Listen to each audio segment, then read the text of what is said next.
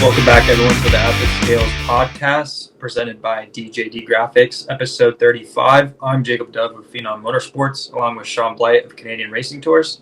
And on today's big episode, we have driver the number 99 Wing Sprint car, hailing out of Canada, SKYLAR GEE. SKYLAR, thanks for being on the podcast today. Yeah, thank you guys. Thanks for having me. So you were just at the Four Crown Nationals at Eldora, a huge event every year. Talk to our viewers about how that went. I know we're kind of getting down there on the sprint car season, but obviously that was a big one on your list, on your schedule. So yeah, talk to our viewers about that. Yeah, I mean it was a tough weekend, really. It was. I felt like we qualified pretty good both days, but the way the format is, it's essentially a 2-heat format for your qualifying flight, and there being 20 plus cars a flight, it was tough. I think we qualified 9th and 10th, and we started 5th and then 7th the second night because they lock in the top 4 finishers the first night. So it was tough, but I thought we raced well at times. Our goal was to come out of there with a couple of top 10s, but we didn't quite get there. But I feel like we had some flashes and learned a lot. Yeah, SKYLAR, is another kind of let's say pretty decent weekend for you at Eldora and Kings Royal. I think you finished 11th. What is it about you or your team? You guys always seem to be to be running well there. I know just making the show is a big deal when it comes to like a Kings Royal event when 60 cars show up. But what is it specifically maybe about that track that suits you or your team or whatever? I wouldn't say it suits me. I mean, we've come out of there a lot of times really, really unhappy with ourselves and how we performed there. It was a lot of lessons, and but I would say I don't know. It's hard to describe really. Like it was, I feel like we bettered our program from top to bottom this year. Myself, our engines, our everything. We looked at everything this winter and really worked on a lot of our program, and it's starting to show. I mean, we're not where we want to be.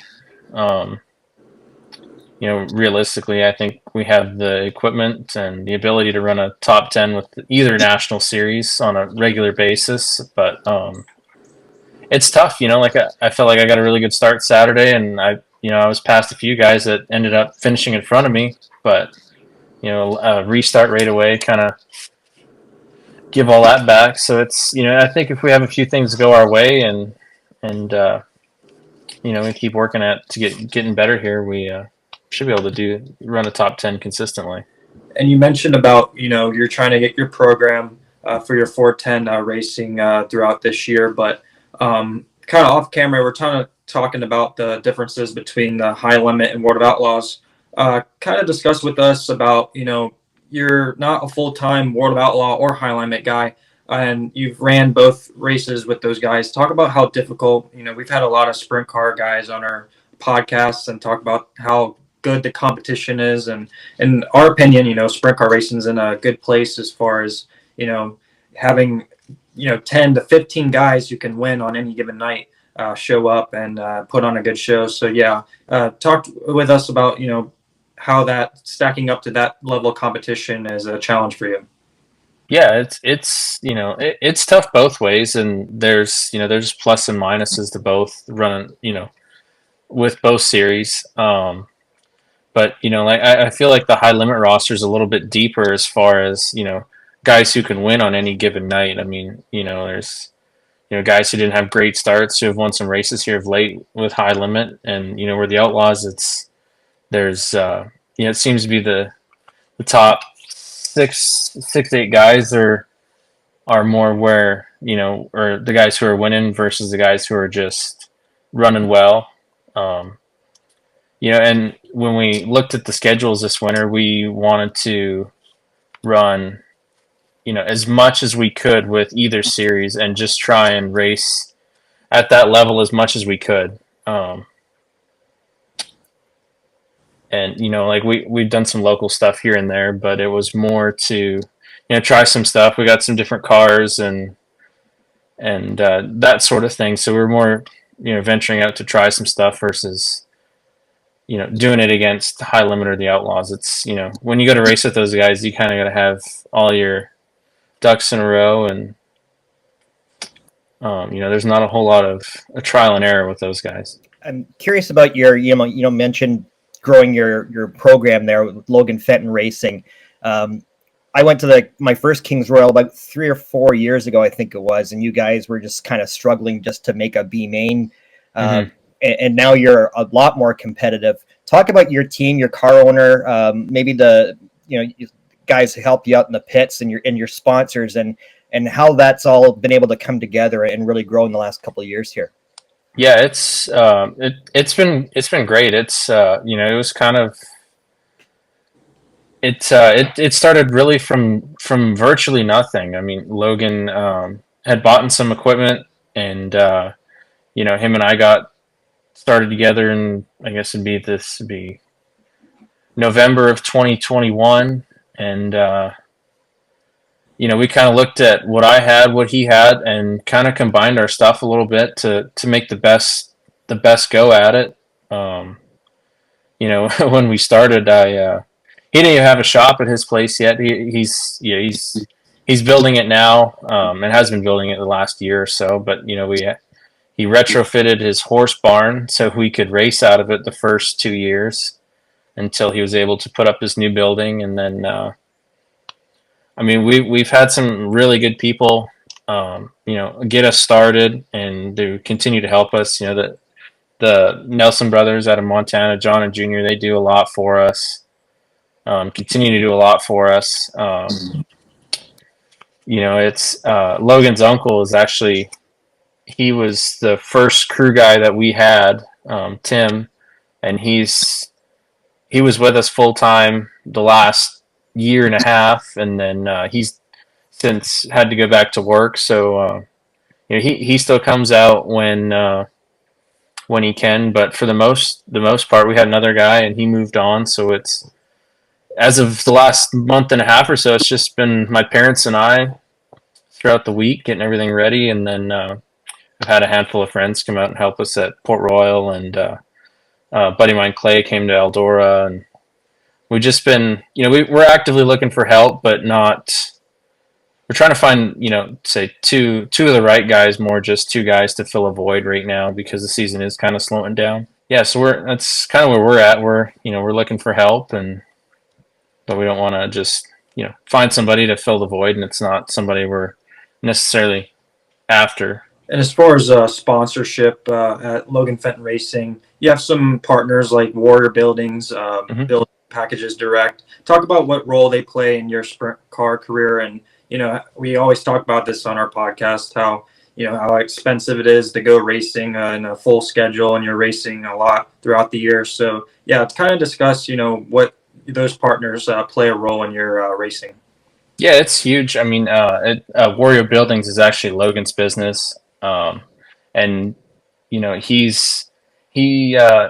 and his wife Becky, they do everything they can, and provide us with everything we need to race week in and week out. I mean, I've driven for a few different people, but with them, it's not so much, I guess, like bosses and all this. It's more family than anything. We have a really good relationship. I mean, he has a good relationship with my parents. They're around a lot, and it's grown into more of a family deal than anything, than more of just a partnership, or he's the boss.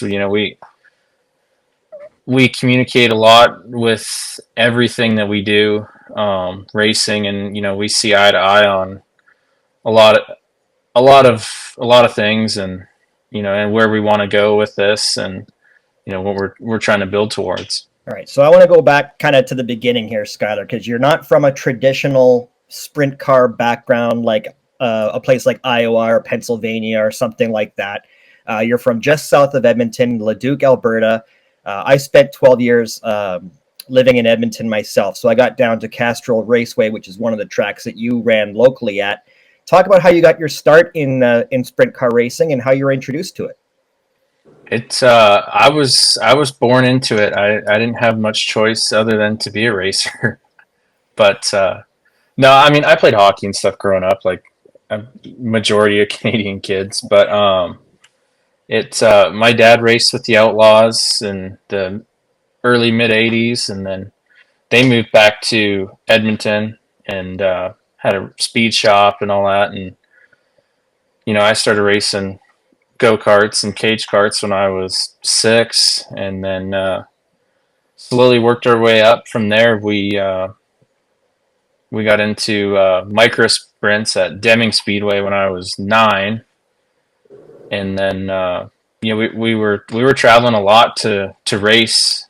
When I was growing up, and right before we made the move down to the States full time in 2019, I remember we started racing at Skagit Speedway up in Washington there, and that was 12 hours one way from home. So we would typically skip school Friday, leave Thursday night, drive down, race Deming Friday, and then our old trailer was big enough. We had micro sprint in there, sportsman sprint car, and then we would race Fridays at Deming, Saturday at Skagit, and just kind of graduated up from there. We started doing 360 stuff in 2015, and then eventually 2017 and 18 we did the ASCS National Tour for 2 years, and then winter of 18 we moved into the 410 stuff. And a little off the racing topic, I know you mentioned about hockey, obviously a big thing in Canada.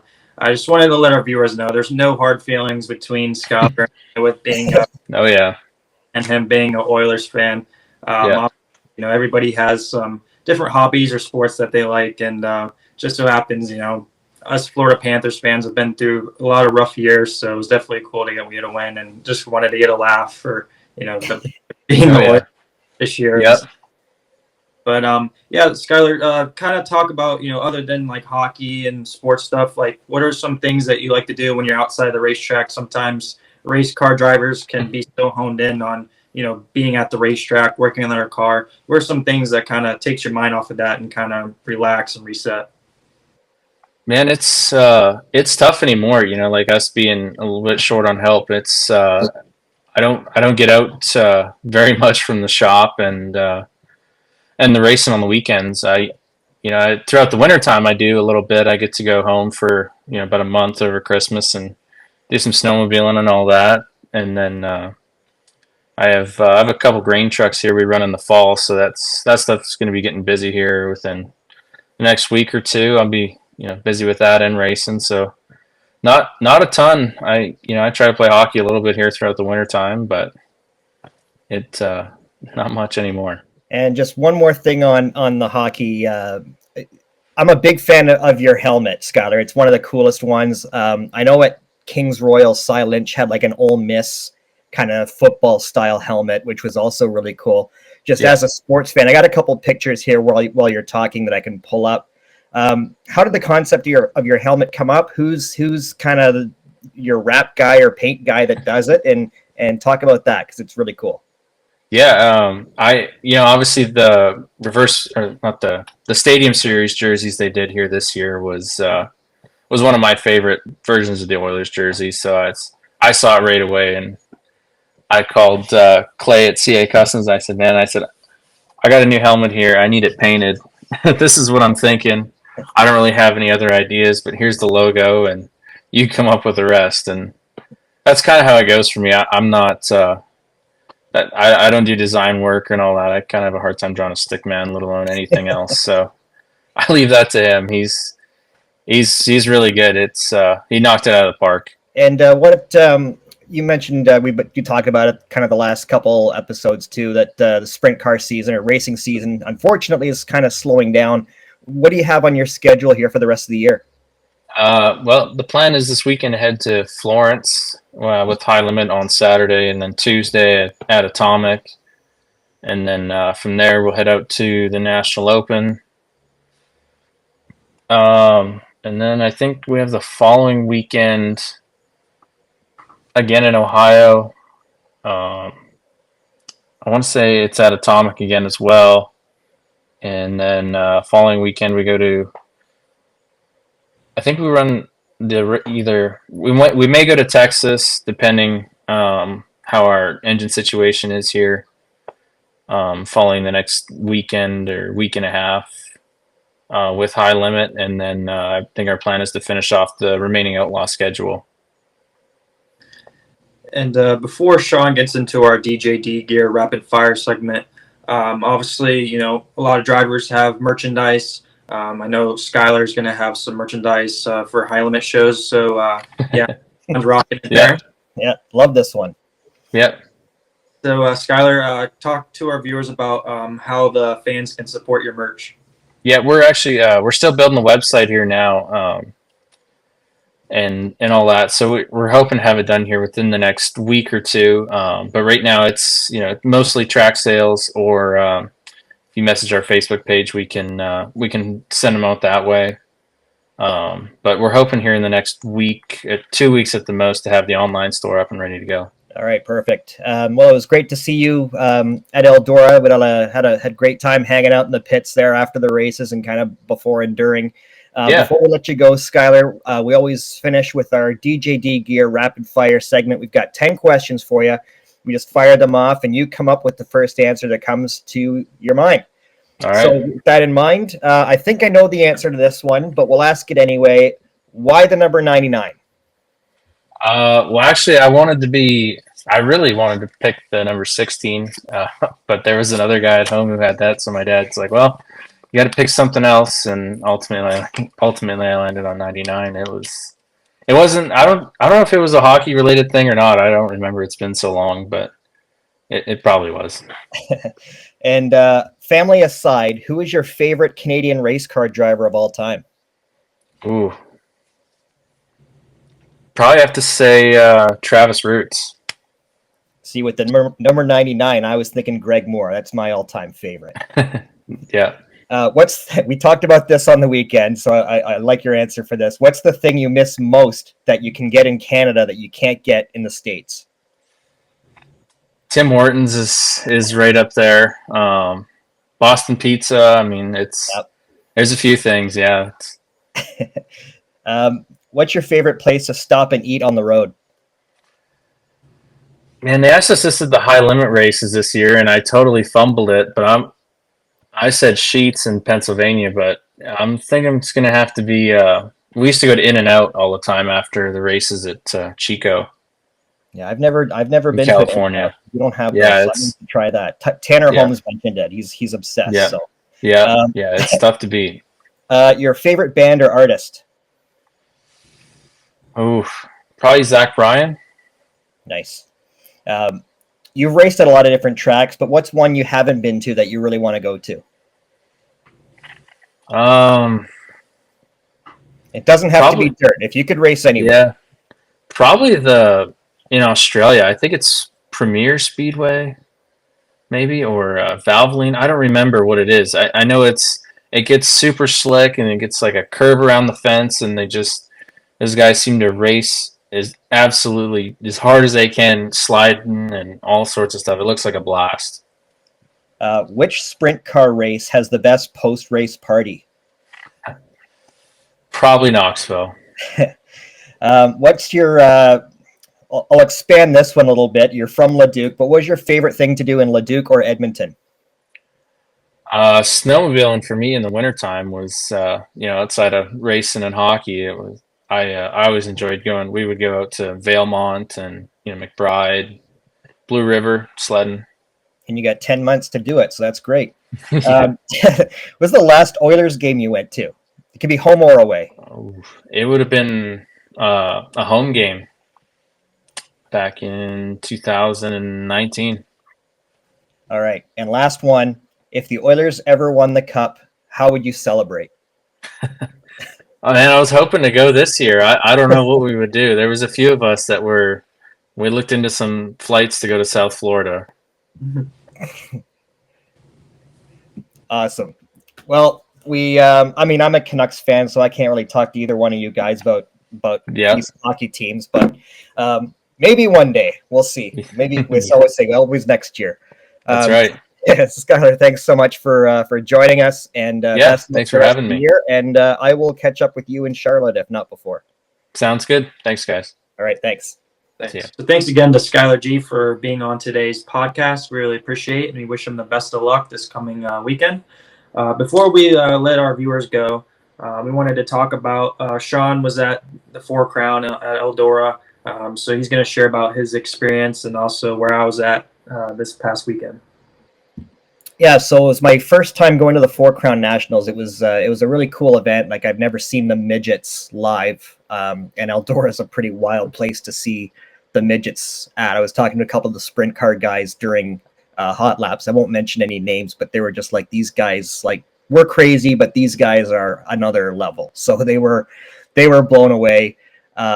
Saturday's program, I know a lot of people were kind of complaining how late it went, and yeah, I was probably one of those people too. But the county that the track is in was so dry. There was a fire ban, and they did everything they could, I know, to get moisture in the track, and it just wasn't happening. So kind of fighting a losing battle, but still cool to see the Silver Crown cars and the high limit show.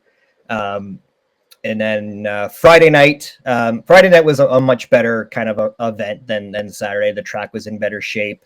Obviously, Saturday with a lot more rubber on it. It went later, and they were running into some issues. So still really cool. My last chance to go to Eldora for this year, so I'll have to go back to the Dream in 2025. That'll be my next time there.